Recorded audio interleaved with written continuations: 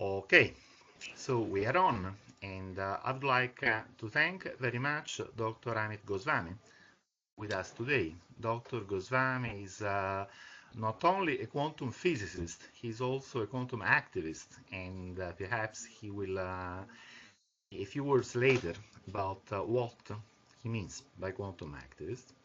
For those readers who are not familiar with Dr. Goswami's work, I will you that he has written many books, more books that I can mention now. I have these three books that I especially like on the screen. One is a textbook on quantum mechanics, which gives much more space than usual to interpretational issues, fundamental meaning issues of quantum theory of measurement.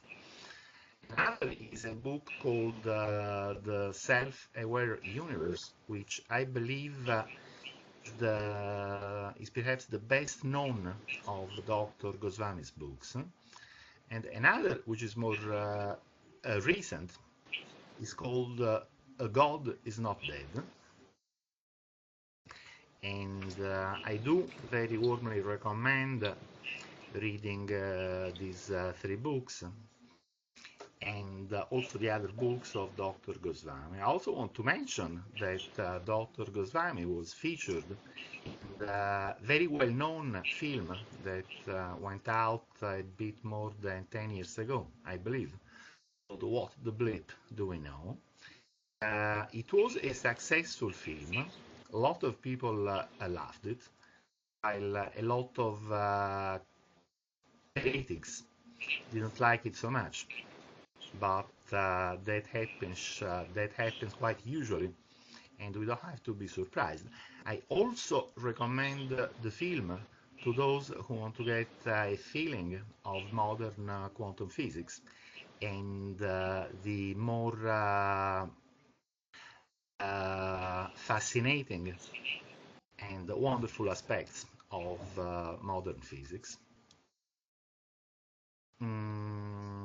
I'd like to start by asking Dr. Goswami a question about the interpretation of quantum physics, and it is well known that John von Neumann, in his seminal book on the mathematical structure of quantum theory, reached the conclusion that human consciousness is where the so-called collapse of the wave function happens. So could you explain me how von Neumann and the others who came after him reached this conclusion? It's very simple. Von Neumann's argument was that the prevalent notion that measurement apparatuses do the measurement, that must be wrong because he proved a theorem, a mathematical theorem, that no material interactions can ever collapse quantum possibility waves. The reason basically is that quantum physics, all mathematics, is invariant under unitary transformation. I know this is very complex for general public, but physicists would understand it, but it can be translated in this way, that whatever material interactions do, they will always convert a wave of possibility into another wave of possibility or a combination. It can never collapse the wave of possibility into actuality. It can never reduce the possibility structure, that superposition of waves, into a single state. And this is the problem von Neumann identified. He mathematically proved it, and beyond doubt that since the Geiger counter or any measuring apparatus is made up of only material interactions, material objects, therefore its interaction with the quantum object is never going to reduce the quantum object to a state of actuality.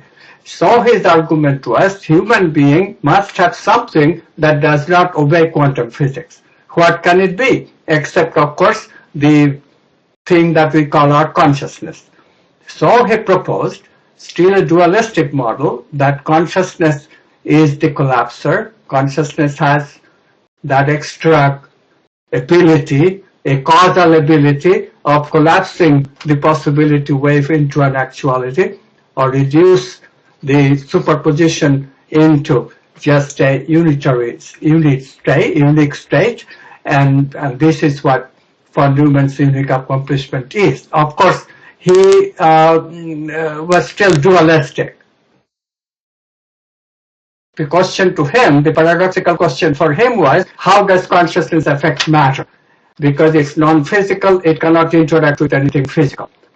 That problem is what I solved. I said that, okay, this problem cannot be solved staying within scientific materialism or dualism, because the dualism question will haunt you, the interaction problem. So the solution is that has to be a monism, but the monism can be based on consciousness. If we say that consciousness is the ground of being, it's choosing from its own possibilities, then paradox is removed because it's choosing from its own possibility, no interaction is needed, and that, of course, we now know is basically non-locality. This collapse is non-local. Thank you very much, but we're going to come back to this point. I just wanted to ask you one question. You mentioned human beings. Since I'm here with my dog, she would like to know if you include also non-human forms of consciousness, like what I and others believe that at least animals like dogs and cats do possess. Yes, I do believe that dogs and cats and even a single living cell has that ability. This ability comes from a very special apparatus existing in the living being that distinguishes itself from non-living. So I have proposed that a living cell or a brain both have this extra apparatus within it, which I call the tangled hierarchical apparatus. This is crucial. That's what brings the ability of consciousness to identify with that object. Whereas consciousness can never identify with a table or a chair, so table or a chair would never have experiences, would never get a representation of consciousness.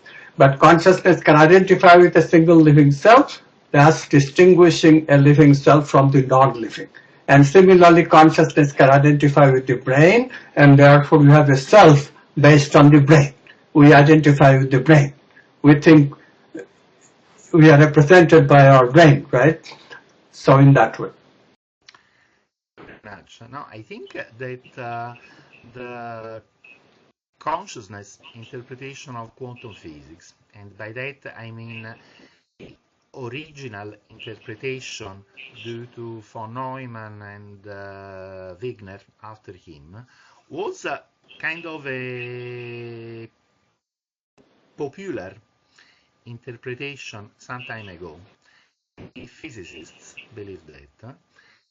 Then, in the last few decades, we had many studies of decoherence, which show that the collapse of the wave function can, and very often does, happen spontaneously, just by interaction with, here I am calling the unthinking environment.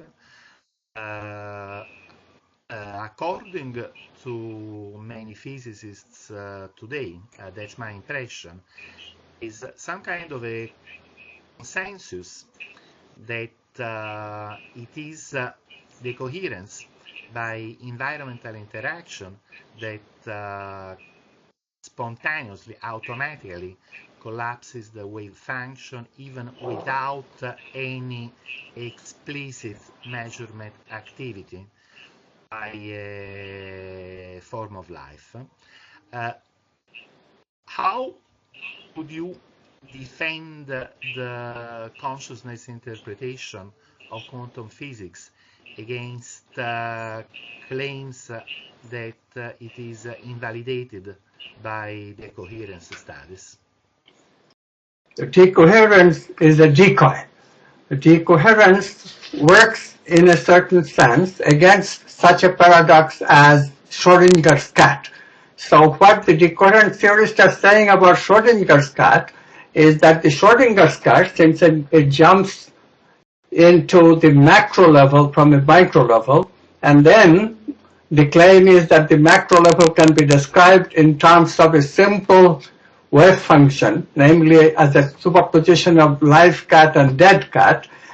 Decoherence theorists correctly are pointing out that that is very dubious because decoherence would prevent it to be expressed as a simple superposition. It would be a very complex superposition distributed over many states. And therefore an observer choosing between live cat and dead cat, that's a fallacy. That would never happen. But they are never saying that collapse takes place with decoherence. Decoherence cannot collapse. Von Neumann's theorem is still valid.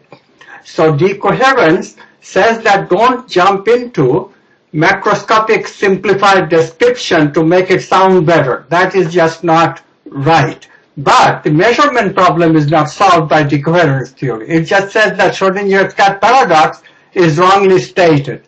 So you'll notice that after I published Sulfur Universe, after that all my subsequent books, I have not talked about Schrodinger's cat paradox anymore, because that paradox is wrongly expressed.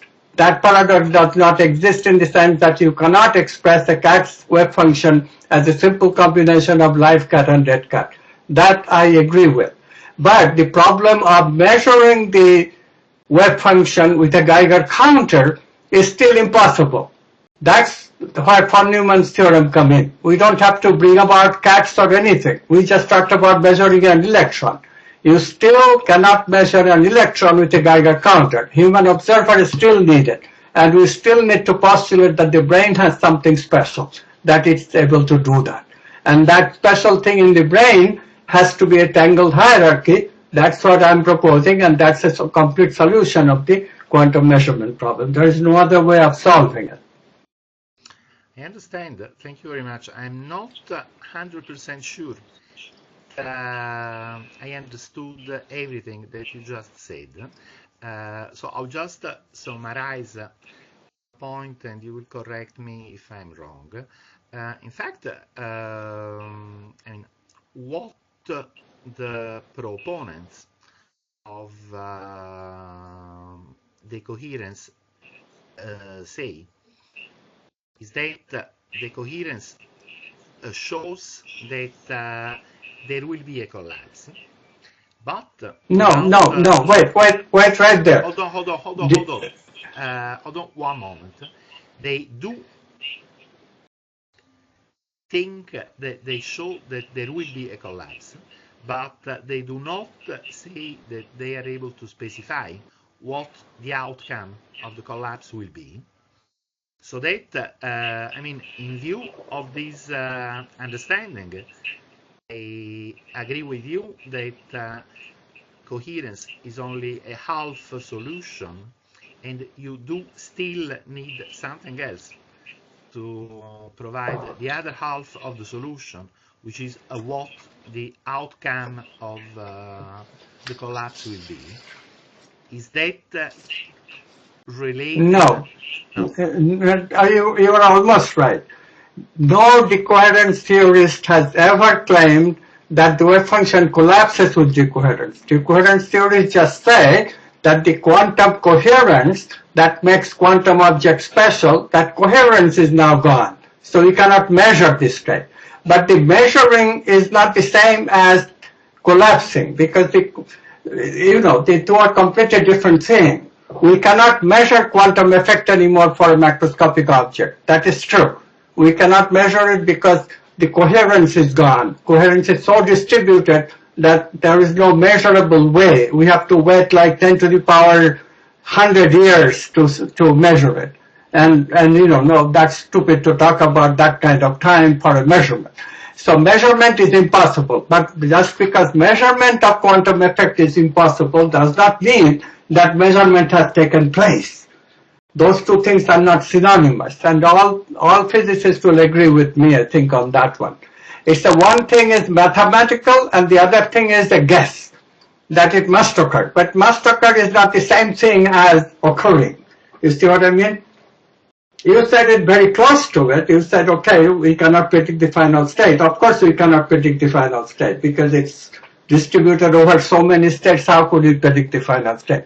But consciousness can choose from that because in a sense you are also right, because consciousness is choosing, and therefore in that theory there is always a final state because consciousness is choosing it regardless whether there are so many states to choose from or there are just two states to choose from. Consciousness can choose because that consciousness is all powerful. It is the totality of all things. So of course it can choose anything it wants. But it is also true that no measurement can be said to take place until consciousness chooses. Until that choice happens, measurement does not take place. So consciousness is instrumental in making the measurement. Period. I understand, or at least I hope so. Good. Well, you have said much of the same also in the books, so of course I will go back and read the books and make sense of your explanation after that. Now let's come to what you and others have shown.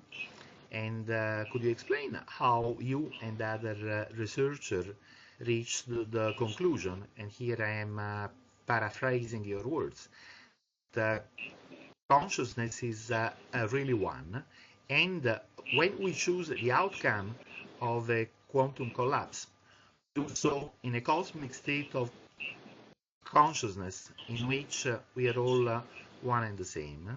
In fact, I'd like to show some quotes from your books here.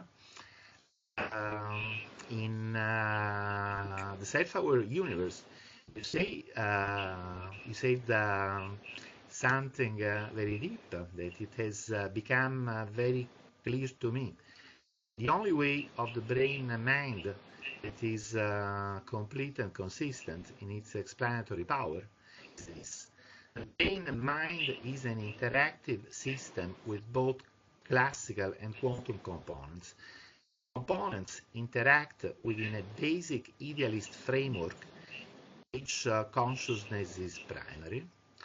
Then, in God is Not Dead, you wonder how we can have a consensus reality if everyone collapses the wave function in his own special way. Of course, if I make a choice and you make a different choice, as in the example of Wigner's friend, we don't have agreed consensus reality anymore. But at this point you say, surprise, surprise. Don't choose in our ordinary state of individual consciousness that we call the ego. Instead, we choose from an unconditioned, objective state of unitive consciousness, the non-ordinary state. We are one, state that we can readily identify with God. Now, I'd like if you could comment on all that, because it sounds like a really fascinating notion. Yes, it is. It is. That conclusion can be reached from the very simple observations. If we already count on and accept the experimental data that there is non-local domain of reality through which we can send non-local communication, which is instant communication between people. If we accept that, then it is clear that this domain of potentiality, that where the possibility waves reside, that domain of potentiality itself is a domain that can be used for communication without signals, non-local communication. Then that domain itself is interconnected instantly because communication is non-local there. There is no signals needed. And therefore it's all one thing because it's all instantly interconnected. That's the definition of being me. I am instantly interconnected with myself. So we say consciousness is one. That's another way of seeing that consciousness got to be one. The choosing consciousness is one. Of course, beginner's friend is another way of saying it, and that's the way I said it in God is Not Dead. That sounds really fascinating. By the way, are you familiar with Daniel Kolak's book called I Am You?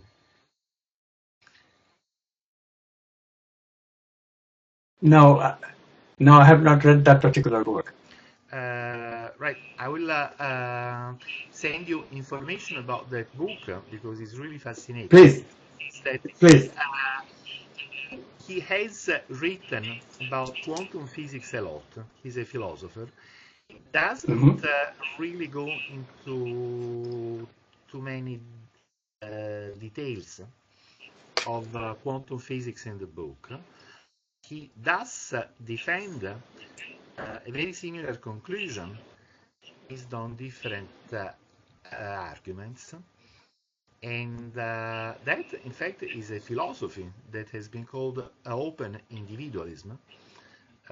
He's basically saying that in fundamental reality, we are all the same person. And I like this way of thinking very much, not only because of its scientific and metaphysical aspects, but also for its social consequences. Hence, that if I consider someone else as another version of me, I will do my best to make that happy, and I will try to avoid making her unhappy, which I believe is a concept quite similar to what you call quantum activism. Is that so? Okay, I have to read his book. Please send me the information and I will. I will. Let's see what else we have here. Yes, this is an example that I like to use to explain to myself that all consciousnesses are one. By the way, the picture here is taken from the What the Bleep film. So I'm imagining here two entangled particles very far away. For example, one is in the lab and one is out there in intergalactic space. The separation is space-like in the sense that there is not enough time for signals at the speed of light to move from one to the other. Now, if we assume that the wave function is real, has a real physical ontological existence, and if we accept the consciousness interpretation, then we think that in this case there is a frame of reference where the first measurement comes first, but there is also another equally valid frame of reference where the other measurements come first. So there is no way to answer the question who collapses the wave function, the first observer or the second one, because there is no first observer. It's something that depends on the frame of reference. And it seems to me that the only way out of this paradox is to consider the two consciousness of the two observers as really one. Does that make sense as an explanation of your consciousness? Yes, absolutely. That's why I said that non-locality itself absolutely calls for consciousness being one. In view of non-locality, there is no other way of understanding collapse. Yes, well, I'd like to remind the viewers that after listening this short interview, you can go read many of the same things in Dr. Goswami's books. And, together with this video, I will post a list of books. Let's move another example. Oh, yes. You mentioned in many of your writings the example of the fish due to David Bohm. What do we have here? We have two fishes on two computer screens. The two computer screens can be in very different places. And we don't see exactly the same thing on the screen, but we see correlated things.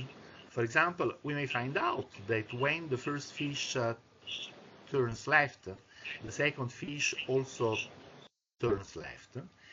And it is very difficult to find an explanation of this correlation between different things that you see on two entirely different screens until you realize what we have on the two screens is a video of the same fish, which is transmitted to both screens. And now, in this example, could you explain what is the fish and what are the screens? Well, so obviously then if there is a non-local viewing, an observer that is beyond both of what is happening on the screen, we cannot see that there is any relationship between this, because you are never watching the two fishes simultaneously. So that from that simultaneous vantage point is where we see that something special is going on.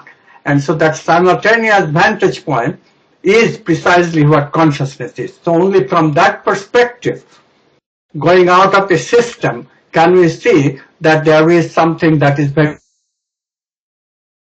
special going on. So anytime we see an evidence of non-local communication, there is a vantage point from where this is the case. Otherwise, we have to bring the two observations together somehow, which we are able to do, of course, because we have communication means by which we can measure, we can figure it out in that way that we normally do. But in the fish world, of course, they cannot do that. So fish will be forever mystified by this, or not mystified because they are not connecting the two data. We become mystified. Fish doesn't really have that ability of bringing the two data together, but we do, and then we become mystified. But the mystification disappears if we realize that there is a vantage point from which it can be seen that it is so. So it must be that whatever we see in reality that is represented is happening from a cause which is non-local. Then all difficulties of perceiving this way disappears. In other words, a non-local cause must precipitate both effects. You see? Yes. Non-local cause meaning that interconnection beyond space and time. Right. Now, if we stay with this example of the two screens, well, it is evident that if I sit at one of the two screens, there's nothing that I can do change what appears on the other screen.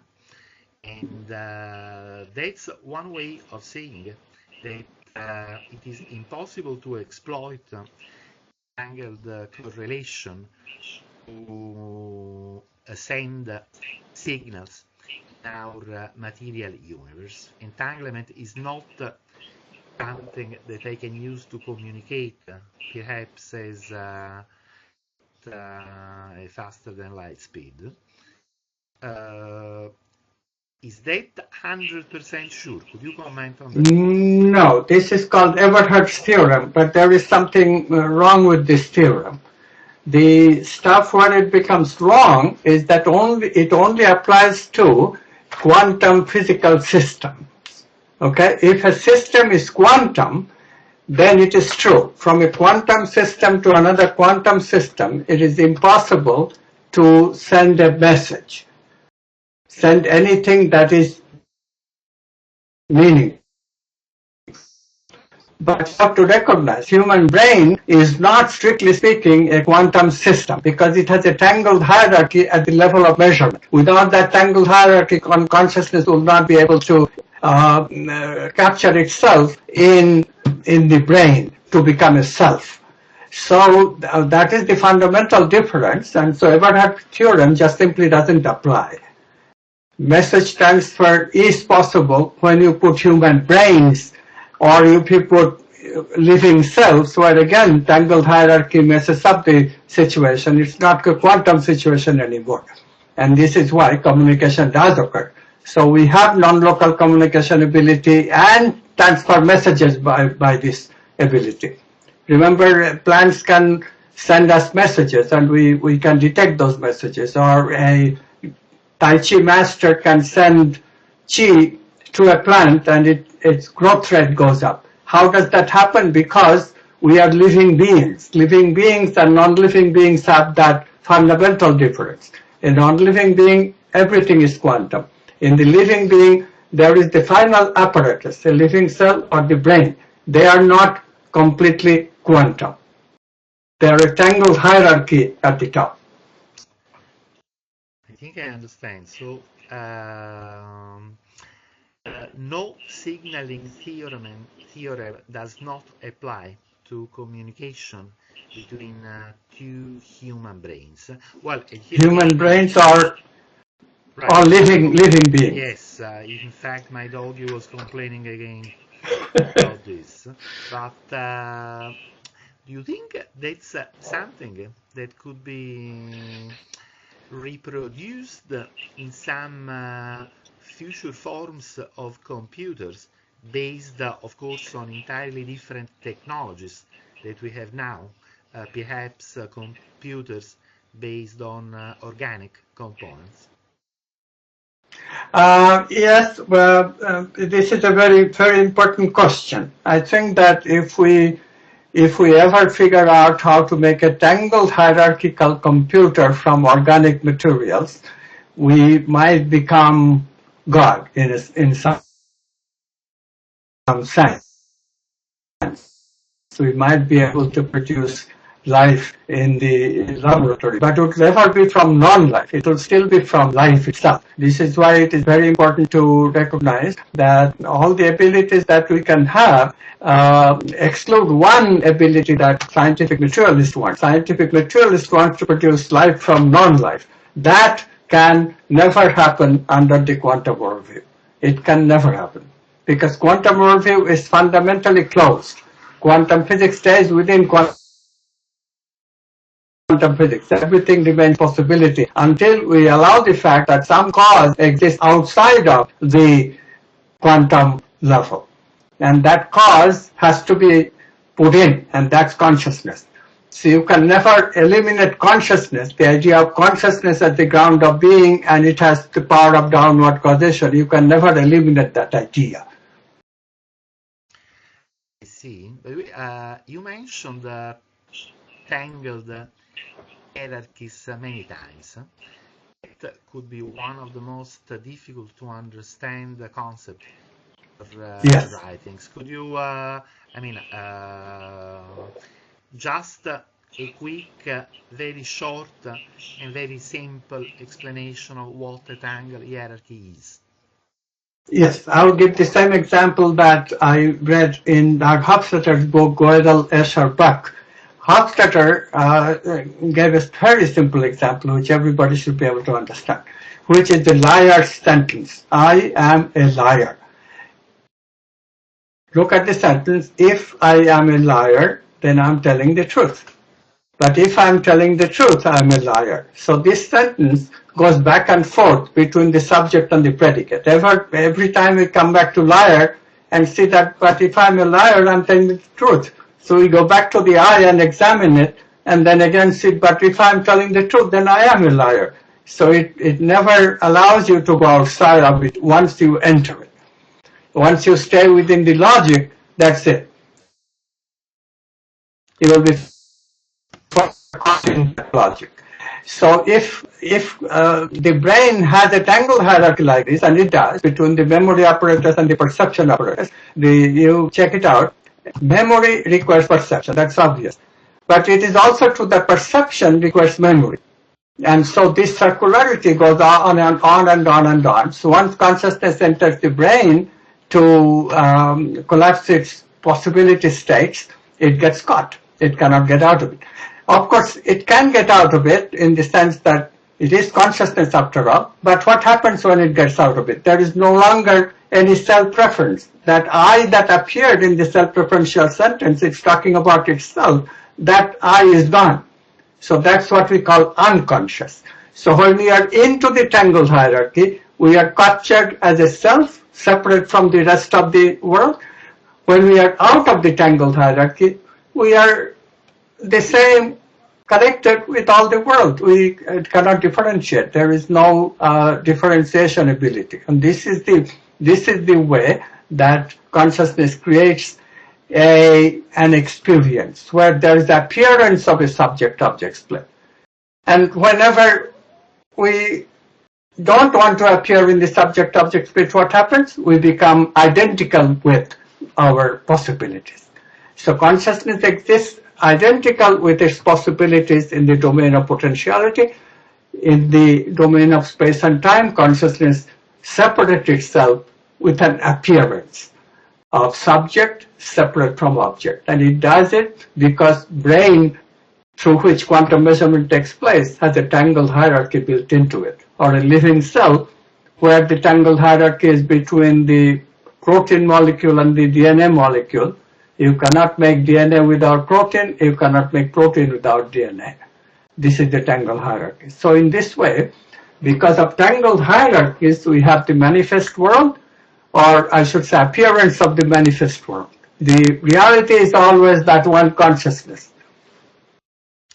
Does that also imply that exactly like no collapse without observer, we can also say that there is no observer without collapse? Right. That's the other way of seeing the paradox, and again the solution is the same. Collapse and the subject-object split are synonymous. Subject-object split happens spontaneously, dependent co-arising. In fact, this is the way that Buddhists, long time ago, without quantum physics, they saw it. They saw it has to be simultaneous co-arising of the subject and the object. It's not that objects are making the subject or subject is making the object. Both must arise together from some unity where there is no subject-object split.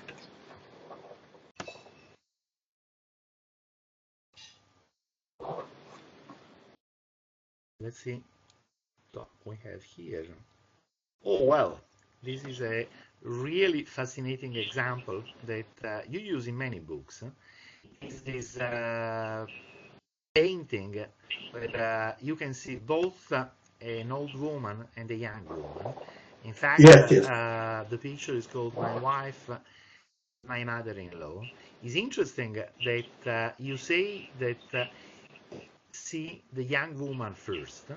What happens to me is exactly the opposite. I see the old woman first. And in fact, the first time I have seen this painting, it has taken a lot of time to me, also the young one. Yes. Among these kind of pictures, this is the one I like more. How do you think this picture is relevant to what we are discussing? Yeah, because say the lines are the same, right? But we are making one picture or the other picture depending on the orientation of the eyes. that we are looking at the picture at. So similarly, we have potentialities, so many potentialities to choose from. How does consciousness choose? It simply depends on the orientation that's coming up at the moment of the choice. Consciousness is objective. So it's just depending on the particular situation that is arising, with a general principle that the collapse will be good for the movement of consciousness, namely there is an evolutionary purpose of consciousness. Just with that vague thing in mind, consciousness chooses depending on the circumstances, depending on what exactly the point of view that will arise for that particular instance, that particular stimulus, that will take evolution further. So in this way, we can use that picture to say that similarly, we also, depending on the orientation of our eyes, we see the young woman or the old woman, because the meanings are already within us. So similarly, all the possibilities are within consciousness, so consciousness can choose any of the possibilities depending on the particular mindset that is required in that particular situation. Yes. Now, one thing that I was thinking about when contemplating this analogy is that there is perhaps a difference, because yes, I can choose whether I see the old woman or young woman. Well, initially I could only see the old woman, but after seeing the young woman for the first time, and of course now I can very quickly choose if I want to see one or the other one. But I mean, if I choose the young woman, I don't eliminate the old woman. She's still there in the painting, and if I look at the painting next time, I can still choose to see the old woman instead of the young one. So Correct. that seems to say to me that the analogy is very good, but perhaps its validity stops. I think of reversibility, which is another very important features of the world that your theory explains. Well, actually, I'll tell you something. This what you just mentioned, that once you have seen we all bring in a habit of seeing one or the other. Like for you, it was the old woman that you were seeing initially first. So that shows that if the first finding of other alternatives, how difficult it is. That shows that how strong is our learned patterns of habit. To get out of it, indeed, we have to search. We have to search and search and search before we see the other alternative. But once we see it, in other words, once we cross the threshold of seeing other alternatives, it becomes easier in the same situation to see that other alternative again and again. So, J. Spencer Brown used to put it this way: recrossing is always easier than crossing. You cross the first time, it's very, very difficult. But recrossing is much more easy than crossing the first time. You see? So the picture also illustrates that part very, very well. So it's a good analogy overall to the actual situation that we face with our choice. What I'm saying though, that once you find that choice depends on the context of our looking, then your whole perspective of looking at the world changes. Because I know that I'm fixed in the context and that is just my habit. And to change the habit is difficult, but once I change it, I will not have the difficulty anymore because I'll be able to develop a new habit. Right. This reminds me of what is called the tendency of nature to take habits and of ideas, like the morphic fields in Sheldrake's work. Is that related? Well, yeah, it is. It is. I mean, that is a specific way of describing the dimension of our feelings, and so Sheldrake's world is more limited than quantum physics allows us. In quantum physics, we can allow all of our experience to come into play. For example, we can put in not only the morphogenetic fields, which is related to feelings, not only the physical world, which is related to sensing, but also the meaning world of mind and also the intuitive world of the archetypes. So we can include all four of our experiences, intuition, thinking, feeling, and sensing, into the picture. So the quantum perspective, quantum worldview is very powerful because it allows a very general description of all of our experiences. And this is why I have subsequently been able to bridge the gap between alternative medicine and regular allopathic medicine, because not only can I bring the healing through the feeling dimension, emotional dimension, but also through the thinking dimension and the intuitive dimension. So I can bring those dimensions of the human being into the picture. And the same thing applies to my work on economics, because I can now see that there is really a hierarchy of need, and they go from the physical to the vital, the energies, the feelings, then the mental meanings, and then finally the archetypal, the spiritual values. So in this way, the entire dimension of human experiences are brought into the purview of one science.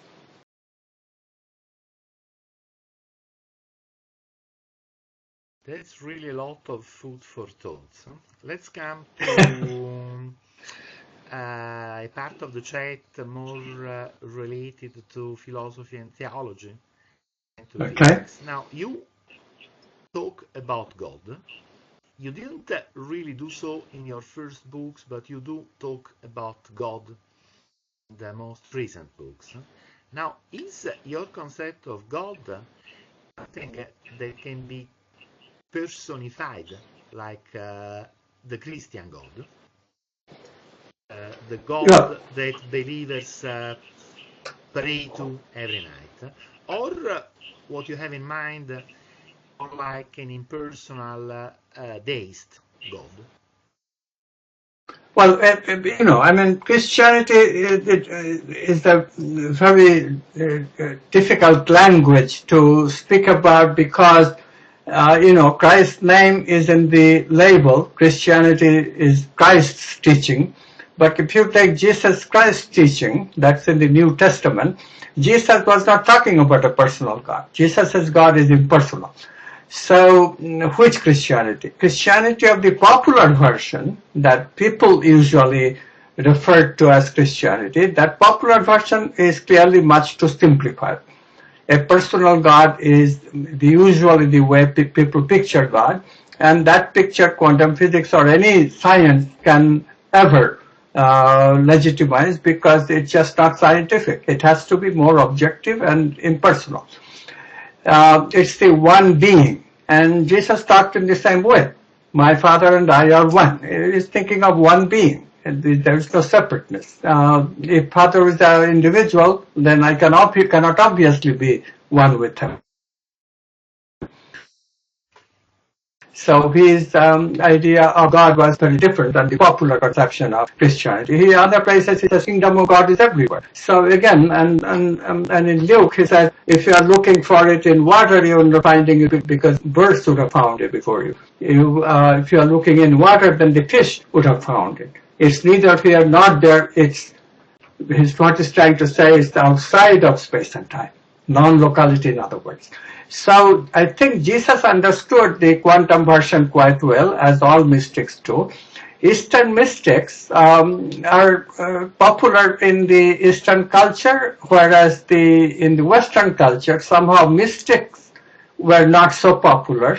And so we eliminated the mysticism in the West and made the picture of God a very simple picture that I can relate to much easier. In the process, of course, I made it so ridiculously simple that a scientific understanding of it became impossible. Unfortunately, even scientists, when they talk about God, they are always criticizing of God being the superhuman being, which of course the Christian tradition itself, if you take Jesus' teaching as Christian tradition, is never claiming. Jesus never claims that God is a person sitting in heaven on a throne. Jesus never said any such thing. Jesus was a mystic. The Old Testament does give the impression like that, and obviously Christianity needs to severely examine Old Testament and give it up.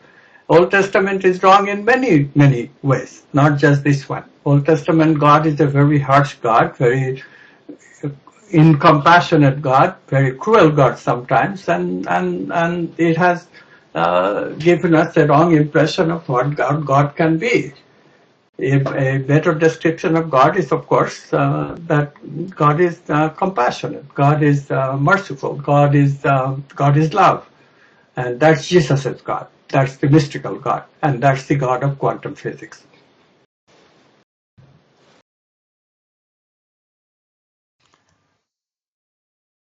Let's see.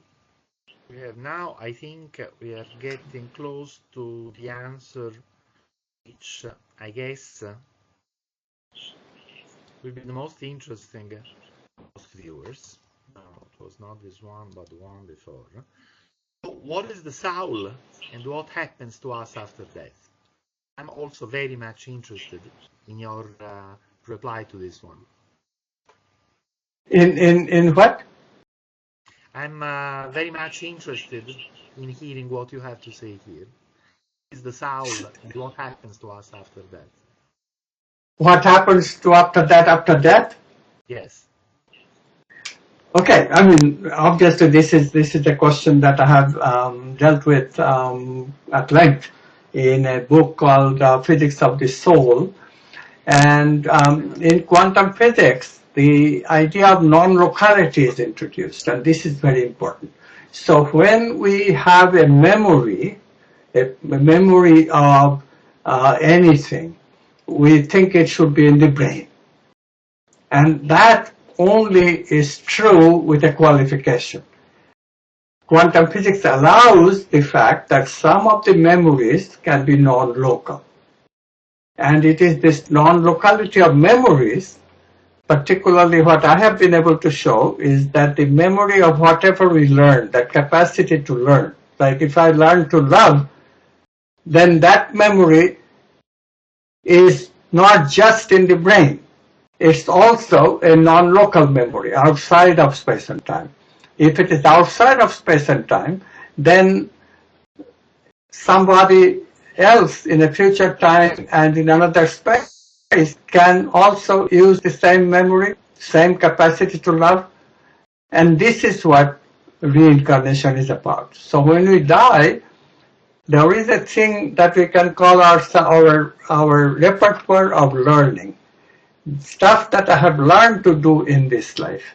Those stuff can then pass on to a future being who, in a future time and space to be determined, can also inherit this learning that I do, and in that sense will inherit an aspect of me and then be called my reincarnation.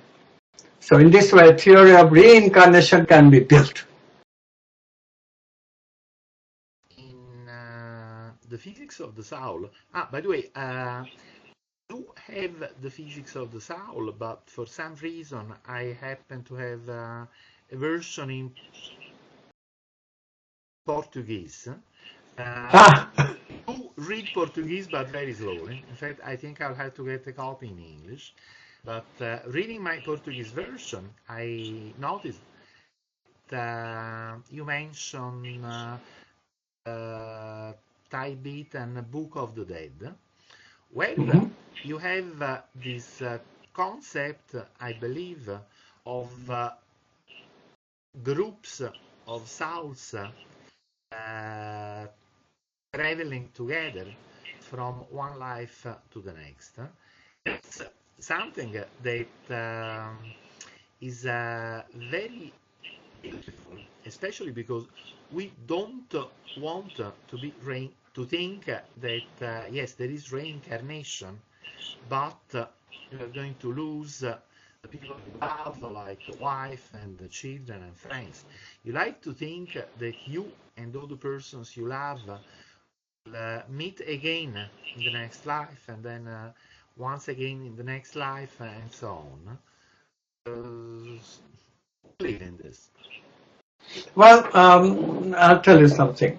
This is really a very amazing picture that is emerging from the data on near-death experience and also near-birth experience. So how is near-death experience possible? We are dead, brain has died.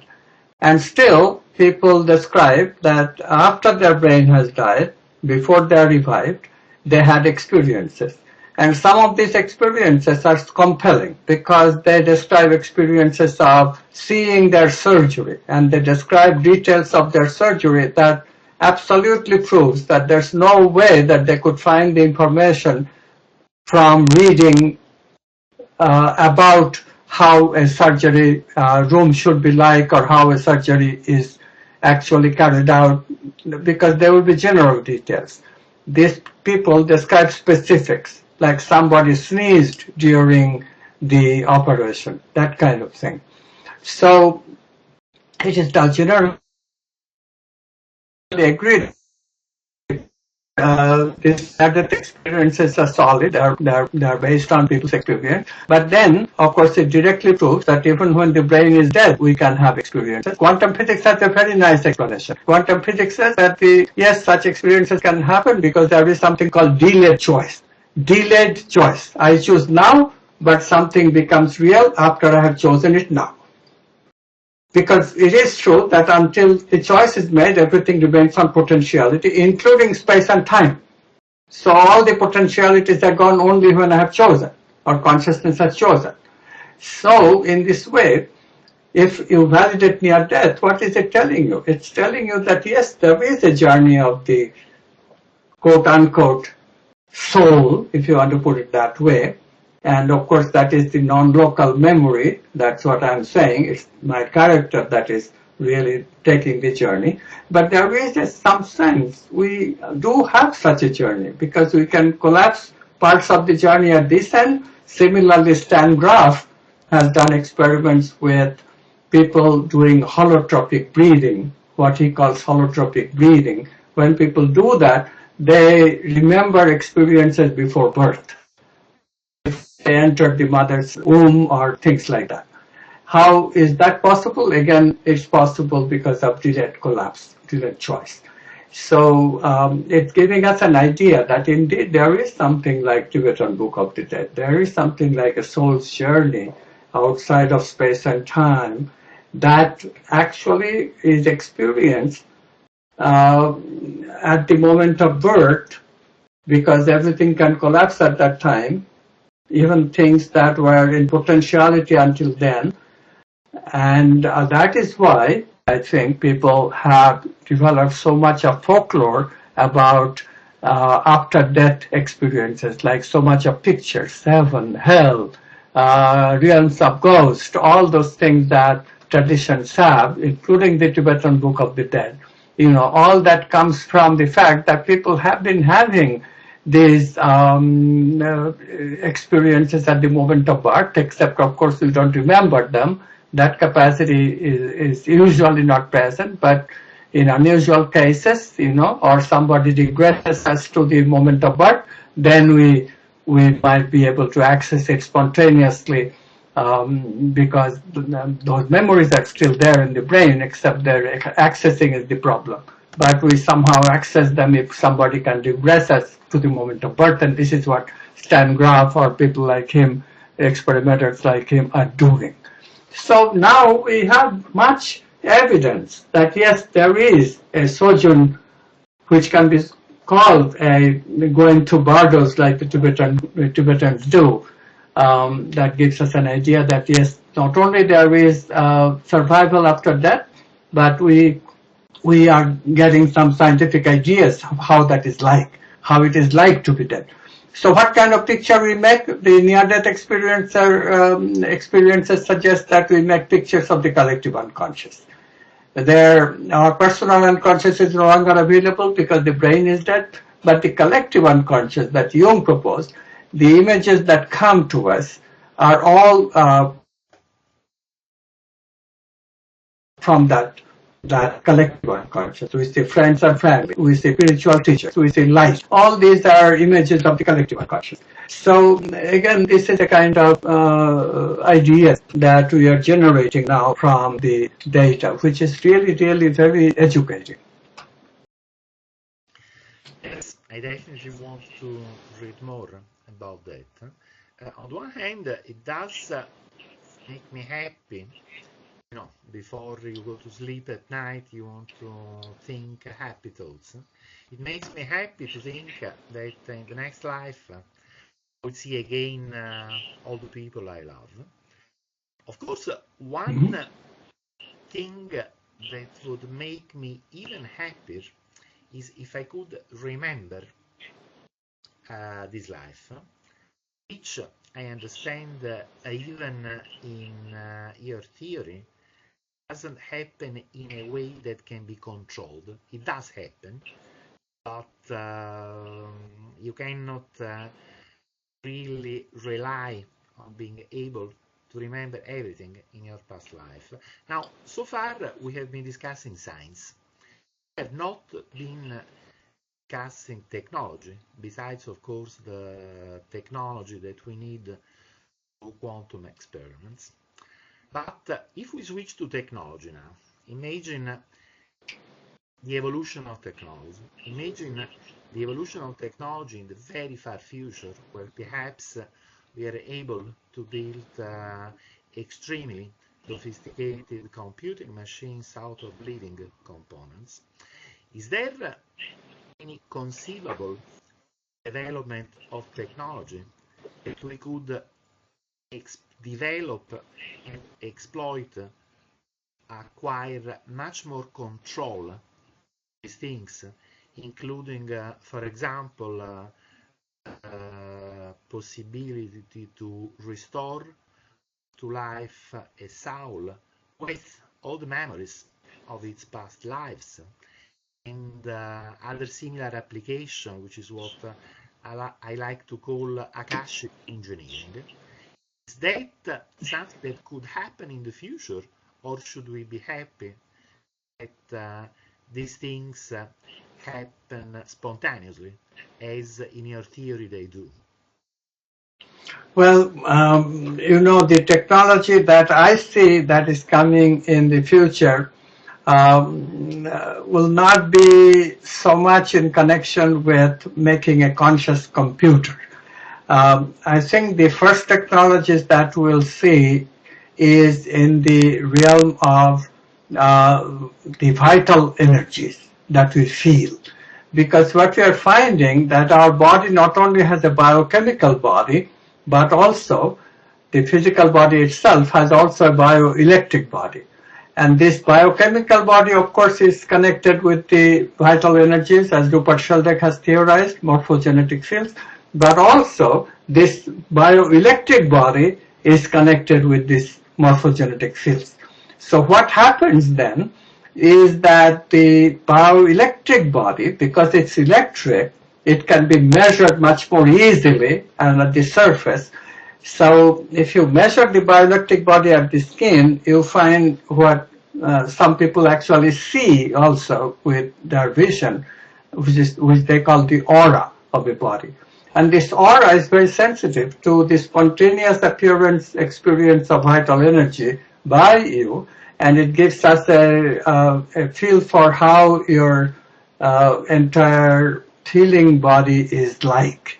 By measuring the bioelectric body or aura, I have an general idea of your emotional health, for example. So we can then try to feedback to you what feelings you should have to make your aura much more balanced. And if I do that, if it will improve your healing, I think it would. People have already been doing it, and there are many apparatuses that have been developed, especially in Russia. They are very advanced in this research. I've noticed, and they're actually selling. You can, for $30,000, you can get a aura measurement apparatus, which will allow you to feedback in the sense that it will show your aura, and it will, if it shows imbalance, you can yourself try to adjust your feelings to let that imbalance go away. And if you succeed, then that should get rid of your negative feelings and bring you back to positivity. So this kind of thing, and related to it, I have written a book called Quantum Economics. It has many similar ideas to give you the notion of this is the kind of future technology. I think that's very much in the offing, very much is taking place already, some of it, and it will only get better. In other words, our capacity to heal ourselves by adjusting our emotions looks very, very good. This something that is happening now in the research labs. We have already developed some preliminary capabilities in this direction, but if we think very long-term future, what, between brackets, magic would the grandchildren of our grandchildren and so on, in a few thousands of years, learn and be able to do by subtle manipulation of the quantum fabric of reality? Well, it's very hard to predict these things, as you know from our past experiences. Even 300 years ago, we could never have predicted things that we use today, like a laptop computer or cell phones. So information technology went in a way that was beyond the imagination of people even 300 years ago. They could barely imagine things like steam engine, but not very much beyond that. So these are difficult things to predict, where it will take off, but I think generally speaking, we have to surrender more and more the idea that we can do much of material technology to make representations of our subtler and subtler aspects of ourselves. Instead, the technology, I think what we have to turn to is what I call production of human capital. Human beings themselves can be transformed because human beings are able to represent consciousness at a level which even animals cannot do. In fact, we are so far beyond the capacity of the highest of the animals, like chimpanzees or gorillas or even the water animals, dolphins, etc., that it just is amazing. And I think the future is the technology of the human being. We use the human, but we use it like a human can be modified, human can be changed. It can be made into more and more developed human, more and more spiritual human, more and more creative human. And is that technology? Yes, it is also technology. Why not? It's not technology of the inanimate objects, it's a technology of the life objects. We just take it further. Instead of just considering the evolution from plants to animals to humans, we consider evolution also humans to super and super and superhumans. Thank you very much, and I would really like to thank you for all the time that you have dedicated to this discussion. It's very much appreciated. I'm sure it will be appreciated also by the viewers. I plan to put this on YouTube tomorrow. I'd like to remind everyone that Dr. Goswami will participate to a conference that we are organizing in Kolkata on February 12, 2017, and the title of the conference is India Awakens, where there are many other interesting speakers, some of which have already appeared in this video series, and some others will appear in a future video. So once again, I'd like to thank you very much. Your time has been really a precious gift to us. Thank you. And I look forward to staying in touch with you. I'm sure that I will have many other questions to send you by email. And I hope to see you in Kolkata on February 12th. Absolutely. Thank you so much.